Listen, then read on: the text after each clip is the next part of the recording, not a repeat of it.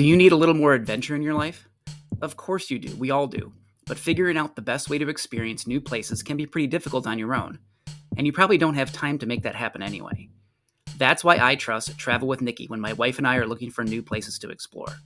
Whether your ideal adventure includes hiking through jungles and tubing through caves, two things we actually did on one of our last trips, or if the adventure you're thinking of includes a little more rest and relaxation, maybe in a tropical paradise, Nikki can help you find it. My wife and I have worked with Nikki many times, and she has always been able to craft the perfect trip for us and whoever else is traveling with us. On a recent family cruise, she was able to find us some great excursions that were accessible to all of us, even those with mobility issues. And these were way better than anything offered by the cruise line. Nikki really got to know what my wife and I are looking for on our vacations, and that's what makes our trips so memorable. They're exactly what we're looking for. Nikki specializes in theme parks, all-inclusives, Hawaii and island explorations, but she can help get you organized for whatever type of travel you want. If adventure is calling your name, you can contact her through email. Her address is nikki@travelwithnikki.com, and Nikki is Nikki. You can also head to her website, travelwithnikki.com, to see how she can design a stress-free vacation for you. When you do, make sure to tell her who sent you. And now, on with the show.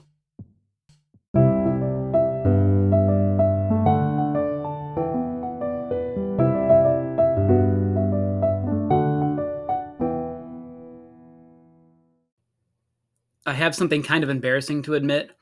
While I do watch a lot of movies, I don't watch a lot of good movies. I typically go for action, adventure, or comedy. Often the movies I watch include comic book characters or are part of some larger franchise of intellectual property. Movies like this tend to be pretty formulaic, and the endings are probably not much of a surprise. To me, though, a movie doesn't have to be 100% original or break some new artistic ground to be entertaining. And while the movies I usually watch don't win awards, it doesn't mean that they aren't filled with all kinds of lessons. This is Lessons We Forgot, and this episode is called In the Movies. Every movie ever made about teaching is basically the same. The teacher inspires a group of young people to achieve something much more than anyone thought they could. And they usually do it by some unconventional means. Either the teachers make learning fun, gasp. They speak in a way that makes sense to a particular group they're working with, or they're tough as nails and super serious, bringing some much needed discipline to their school. So the students pass the test or win the spelling bee or graduate with honors. They make the team or make it out of whatever troubling situation they might have been in. They achieve something much more than anyone, even more than what they ever thought they could. While the stories we share about what goes on in our classes might not be fit for the silver screen, if you do this job long enough, you will have your moments. Probably in a much more subtle way than a Hollywood screenwriter would ever dream up, but no less important for the student who was affected by whatever we did in our classroom. I have heard glowing speeches about my colleagues at award ceremonies. I have heard unsolicited testimonials at chance meetings at local restaurants from former students who still remember their favorite days in my school. And I've read plenty of emails from parents and guardians gushing about the good work we do and the impact we have made in the lives of their children. I think we all know deep down that just like in the movies, we are making a difference in the lives of our students. When I got into teaching, it didn't take long for me to see how I might be able to change the lives of other people. But it took a really long time for me to see how much doing this would change me.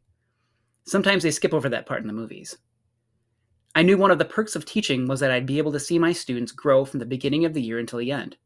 But when I look back at my first few years teaching, I have become almost unrecognizable compared to that person. I am someone who likes to have everything planned out well in advance of the due date. I want my printing done a week ahead of time. I have a rough outline of the entire marketing period before it begins. I record podcast episodes weeks ahead of time. And I started to think about what I was doing for my next birthday a few weeks after celebrating the last one. But teaching does not always work out like that. Plans change. We get 3 snow days in a row, or a pandemic hits, or the internet goes down for what seems like a few years. We have to be able to change on the fly and adjust to whatever roadblock is standing in our way. And as uncomfortable as I might be not knowing what's going on or not having complete control over a situation, teaching has forced me to deal with it when it comes up. You might not be as much of a planner as I am, but undoubtedly teaching has made you much better at rolling with the punches. I think most of the people who know me would describe me as pretty calm and easygoing. That might not make complete sense to you right after I just got done talking about prepping weeks in advance, but you just have to trust me that somehow I thread that needle. In fact, I used to be downright carefree, especially in my first few years teaching. I'm still pretty easygoing today, but it felt different back then. Apparently, it was off putting enough that someone actually asked me about it. Why doesn't anything bother you? They said to me. Maybe not in that exact way, but you get the point. Everything just always seems to work out, was my embarrassingly ignorant reply, possibly even implying that everyone should adopt my own happy go lucky attitude. Not for everyone, they said, ending the conversation. I'm not sure I've ever heard 3 words at school that were more profound, and also exactly what I needed to hear at the moment. They didn't sink in right away, though, but as I continued teaching and growing in my own way, they kept echoing in my head. I started seeing other people struggle to get the things that fell almost directly into my lap. I saw hurdle after hurdle trip up the people around me when I was coasting down a road with almost no bumps at all. I'm sure you learned this long ago, probably before you became a teacher, but now I understand that everything does not always work out. I think we all know that deep down we're making a difference in the lives of our students, but teaching changes all of us. It helps us learn flexibility, empathy, and humility. In the movies, the teacher surveys the scene, takes control of the situation, and transforms their classroom, their team, or their school. And while we will do plenty of heroic things in our classrooms, being a teacher will have just as big an impact on us as what we do in our classrooms has on our students. Being a teacher will force us out of our comfort zone. While we are teaching, our students will not be the only ones learning lessons. Teaching will put us face to face with people who don't even know that they need our help right now, and it will give us the opportunity to help people struggling with hardships that probably would have broken us if we had to change places with them. Being a teacher inspires us to achieve something much more than anyone, sometimes even more than we ever thought we could.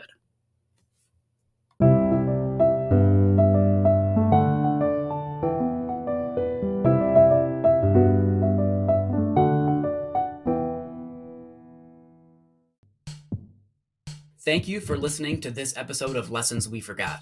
I'm the host, Chris Winkle. You can contact me at lessonsweforgot@gmail.com, and please do. I'd love to hear what you think about the show and any suggestions you might have. If you enjoyed this episode, please share it with a friend. That is the best way to help grow the podcast. If you want to hear more Lessons We Forgot, we post new episodes on Sunday nights. And when you like, rate, and subscribe to the show or leave a comment, that also helps the show reach new listeners. If you really hate ads like me, I do have a Patreon site, patreon.com/lessonsweforgot. For only $1 a month, you can get the show without ads. I'm offering a free trial right now, so go check it out and see if it's something you'd be interested in. Thanks again for your support.